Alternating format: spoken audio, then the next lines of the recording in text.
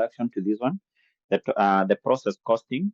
So process costing is a costing method which is basically used to determine maybe the cost per unit. And this particular costing method is used whereby the output, or basically the finished product which is produced by the company, or the finished goods which are produced by the company, will undergo through a number of processes. For example, process 1, process 2, process 3. So mean that once a raw material has been or a raw material has been acquired by the company, for the company to be able to produce the final product, those raw materials will undergo through a number of processes, maybe process 1, process 2, process 3. So what then we are required to do here is to determine the cost, which the cost per unit in each and every process, in each and every process. But even before you look on how we determine the cost per unit of each process, so there are a number of features of process costing, a number of features. So basically in this case, when we talk about the features, we are talking of what are the characteristics of process costing. So one of the feature or one of the characteristic of process costing is that the input, in this particular case, the input in a certain process may not necessarily be equal to the output, because of things known as the losses, what we refer as the losses. For example, what we know is that once maybe the company has injected like 1,000 kgs of a certain raw materials, we have things like evaporation. We have things like what we refer as the spillage of the raw materials. So meaning that some of the raw materials may be lost in the production process. That's why we are saying that if, for example, the company has used maybe 1,000 kgs of a certain raw materials, the output to be achieved necessarily will not be equal to the input, will not necessarily be equal to input due to losses. And in this case, here we have like two types of losses in the process costing. One, we have something called the normal loss. The normal loss. When talk about the normal loss, this is the expected loss. For example, the company maybe from the past knows that if, for example, they use 1,000 kgs of raw materials, maybe, for example, 5 kgs will be lost in the production process. So this is now the expected loss. The expected what? Loss. And then from there, we have something called the abnormal loss. So when talk about the abnormal loss, this is basically the loss which occurs and which is more than the expected loss. For example, maybe the company expected a loss of maybe 5% of the input, but the actual loss is maybe something like 8%. So you can see now here the loss incurred by this company is more than the expected. So therefore, anytime the actual loss is more than the expected loss,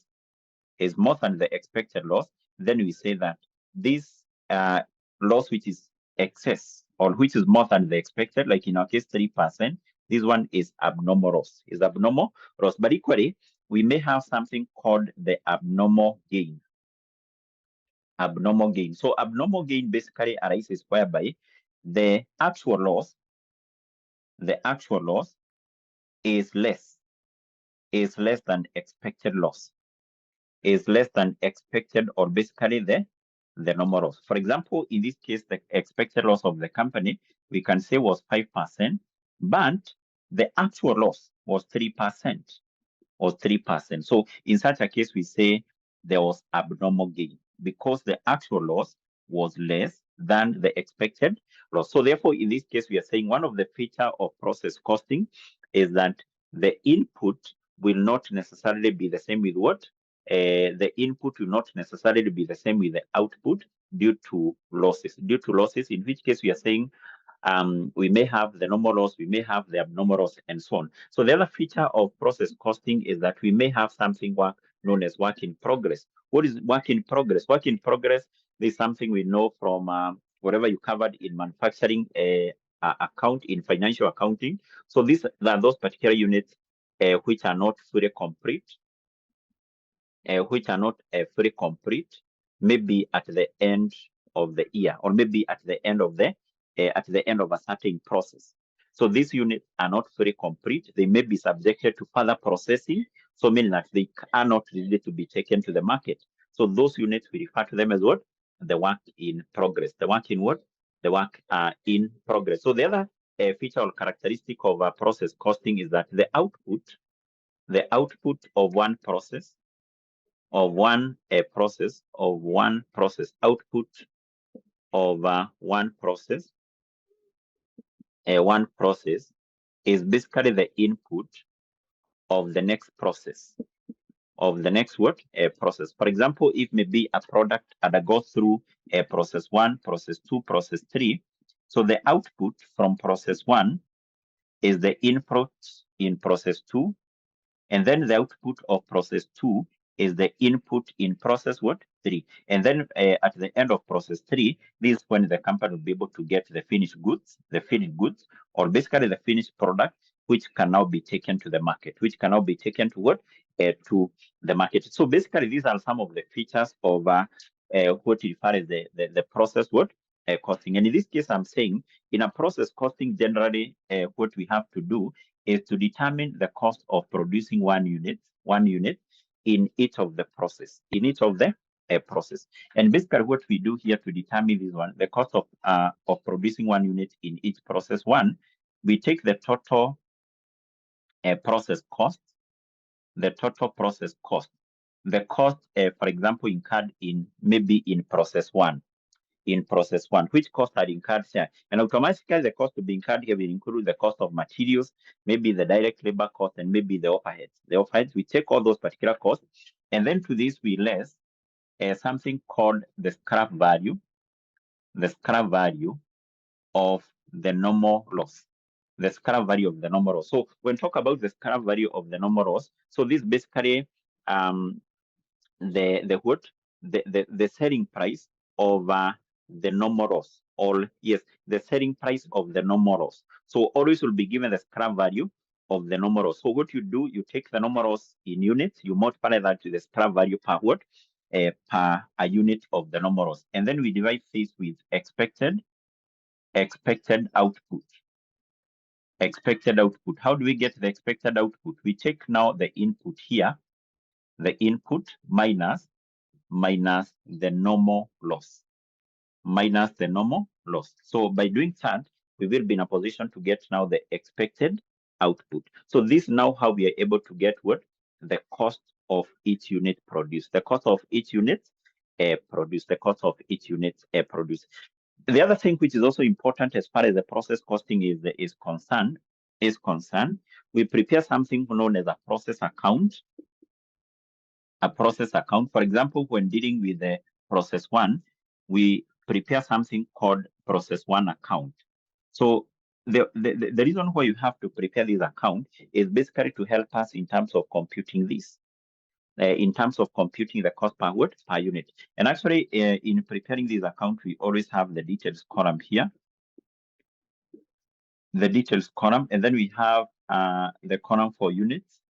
We have the column for cost per unit, and then we have the total cost there.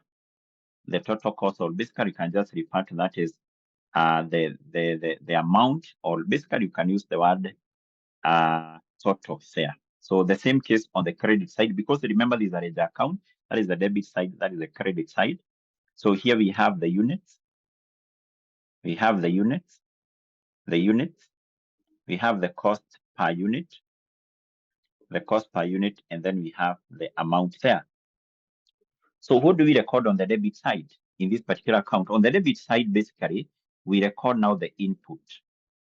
And always in process one, the input are raw materials now, which will be subjected to the three processes, before the company can be able to get the finished product at the end of process 3. So therefore, here we have the input.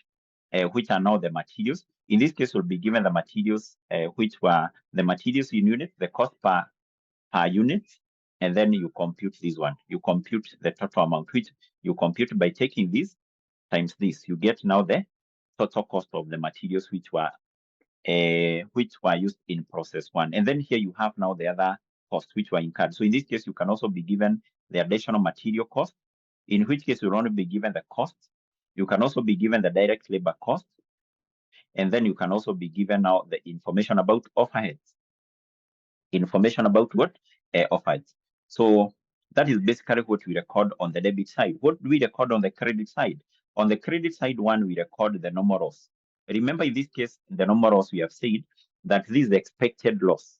So, for example, in this case, you can be told out of these materials which were used, the company expects a numerals of 10% or 5%. So the numerals always will be given as a percentage. Compute that in units, and then we value this one using something called the scrap value. You'll always be given something called the scrap value for the numerals. Multiply the two, and then from there on this side, we also record the output of which now the output, this one, the output here, this, remember, now will go to process 2. This will go to process 2. You'll be given the output in units, and then you have now to compute the cost per unit here. The cost per unit, this one will not be given, but basically we compute that one using this formula here.